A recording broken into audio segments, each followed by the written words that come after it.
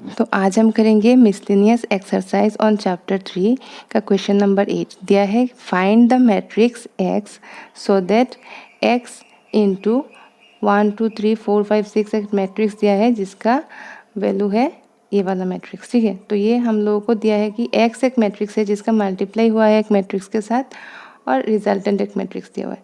तो सबसे पहले देखो ये जो मैट्रिक्स है ना, ये मैट्रिक्स हम लोगों को जो दिया है वो क्या है, इसका ऑर्डर क्या है, रो कितना है 2 रोज एंड 3 कॉलम्स। ठीक है, और ये वाला भी 2 रोज 3 कॉलम्स, तो ये भी 2 क्रॉस 3 है। ठीक है ना, ये भी 2 क्रॉस 3, ये भी 2 क्रॉस 3। तो आपको लग रहा होगा एक्स भी 2 क्रॉस 3 होना चाहिए। ठीक है ना, पर ऐसा नहीं है क्योंकि 2 क्रॉस 3 अगर हुआ तो इसका मल्टीप्लाई किसके साथ है, 2 क्रॉस 3 के साथ है। तो ये 3 है और ये 2 है जिसका मल्टीप्लाई कभी भी नहीं होगा, क्योंकि अगर मल्टीप्लाई दो मैट्रिक्स का मल्टीप्लाई करना है तो ये दोनों सेम होना चाहिए। ठीक है, तो मैं ले लेती हूँ सपोज इसका ऑर्डर m क्रॉस n है और जिसके साथ मल्टीप्लाई हो रहा है वो 2 क्रॉस 3 है, तो ये दोनों इक्वल होना चाहिए। ठीक है ना, तो n must be equals to 2। अभी अब देखो एक चीज़ है यहाँ पे, जो हम लोग का रिजल्टेंट मैट्रिक्स है वो भी 2 क्रॉस 3 है, वो भी क्या है 2 क्रॉस 3, और इन दोनों को मल्टीप्लाई करने के बाद जो रिजल्टेंट मैट्रिक्स आना चाहिए वो m क्रॉस 3 आना चाहिए, जो कि 2 क्रॉस 3 आ गया यहाँ पे।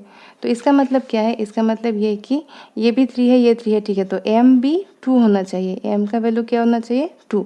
तो m 2 है और n क्या है 2, n का वैल्यू भी 2 है। इसका मतलब 2 क्रॉस 2 मैट्रिक्स होना चाहिए। x जो मैट्रिक्स है ना वो 2 क्रॉस 2 मैट्रिक्स होना चाहिए।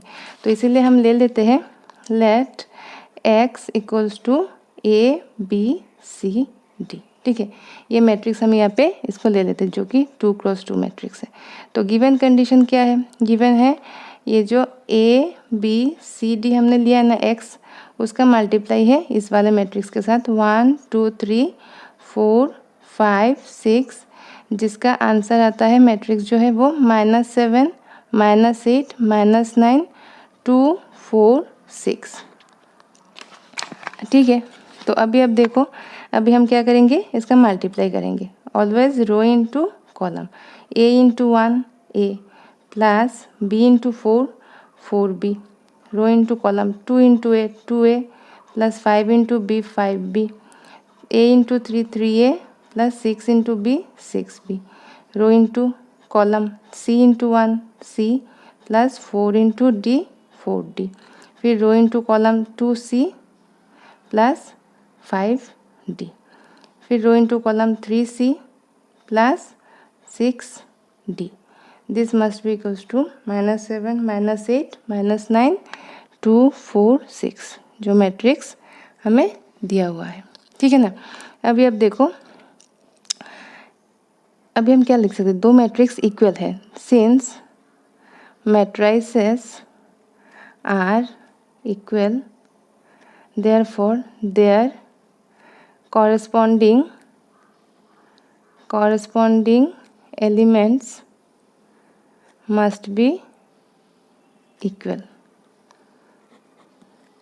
होना चाहिए। कॉरस्पॉन्डिंग एलिमेंट्स जो है वो इक्वल होना चाहिए। तो यहाँ पे क्या है, therefore हम क्या लिख सकते हैं, a plus 4b equals to -7। ठीक है, फिर हम लिख सकते हैं 2a plus 5b equals to कितना है -8। ये क्या है 3a plus 6b equals to -9।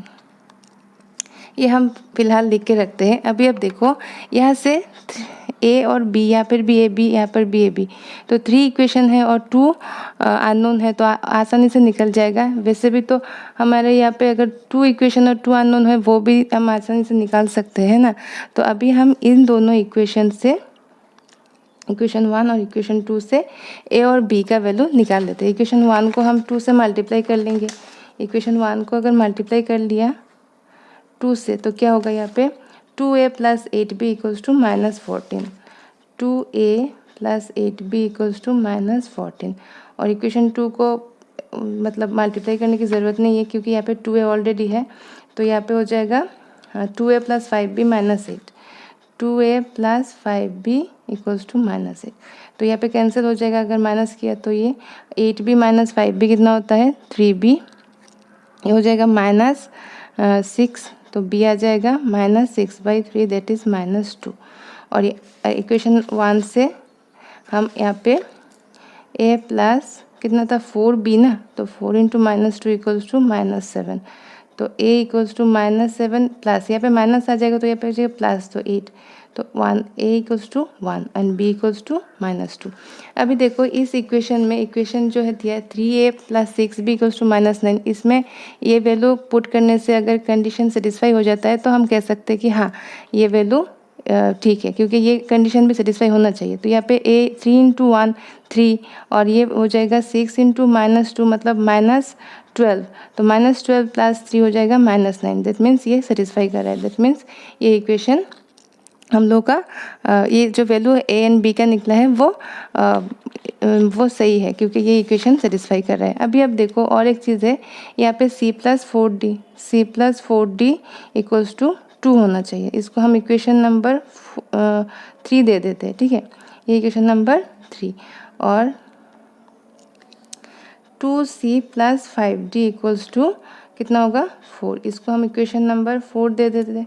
और यहाँ पे 3c + 6d इक्वल्स टू कितना आता है 6। तो अभी भी यहाँ पर से हम c एंड d का वैल्यू निकाल लेंगे। तो इक्वेशन 3 को हम मल्टीप्लाई करेंगे किससे 2 से, क्योंकि यहाँ पे 2 है। तो इक्वेशन जब हम 3 × 2 करने से क्या होगा 2c + 4 × d है ना, तो 8d इक्वल्स टू 2 × 2 इज़ 4। और इक्वेशन 4 क्या है, इक्वेशन 4 को सिर्फ है 2c + 5d equals to 4, 2c + 5d equals to 4।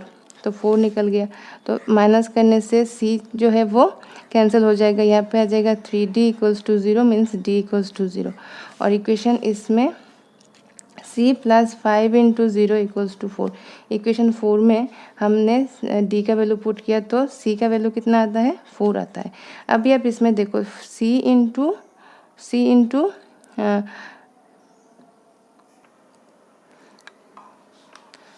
अगर हमने इस इक्वेशन में इक्वेशन 4 में अगर हमने d का वैल्यू 0 पुट किया ना, तो ये 2c था, तो यहाँ पे 4 / 2 दैट मीन्स 2, तो c आ जाता है 2। अभी इसमें इक्वेशन में 3 × 2 + 6 × 0 क्या आ जाता है 6 + 0 मतलब 6। तो ये इक्वेशन फुलफिल हो रहा है। इसका मतलब यही है हम लोग का आंसर। देयरफॉर x जो है वो हम लोग का क्या आ जाएगा, क्या था a b c d ना, तो a b c d ये था हम लोगों का मैट्रिक्स। तो a का वैल्यू पुट कर लेते हैं a1, b कितना है b है -2, c कितना है c है 2 और d कितना है d है 0। तो ये हम लोग का आ गया, यही है आंसर।